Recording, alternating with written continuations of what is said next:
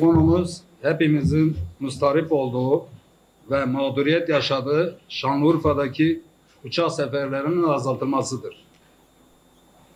Malumunuz olduğu üzere Haziran ayında 49 olan haftalık toplam uçuş sefer sayıları Temmuz ayında 37'ye düşürülmüştür. Alınan bu kararın şehrimizin ekonomik, sosyal, turizm ve iş dünyasındaki potansiyelini olumsuz etkileyeceği aşikardır. Şehrimizin uçak seferlerinin azaltılması turist sayısını düşürecek ve ilgili tüm sektörler için ciddi bir daralmayı da beraberinde getirecektir.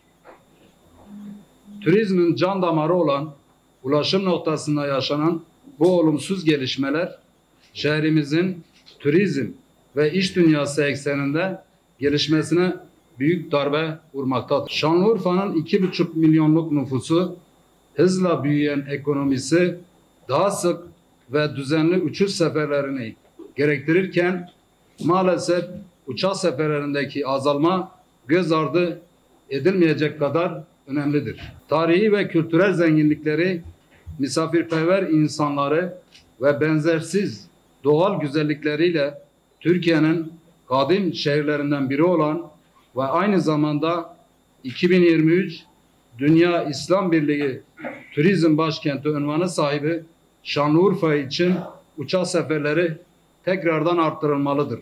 Ayrıca Şanlıurfa-Ankara akşam seferleriyle Şanlıurfa-İzmir sefer sayılarının arttırılması, Şanlıurfa-Antalya seferleriyle Almanya'da yaşayan vatandaşlarımızın yoğun talebi üzerine Şanlıurfa'nın Almanya'dan direkt seferlerinin düzenlenmesi en büyük beklentimizdir. Bu minvalde uçak seferlerinin arttırılması hem yerli hem yabancı turistlerin şehrimizi daha kolay ve hızlı bir şekilde ziyaret etmelerini sağlayacak.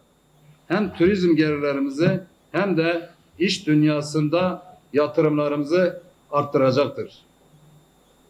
Ayrıca iş dünyasının gelişimine katkı sağlayacak ve yatırımların şehrimize olan ilgisini de arttıracaktır.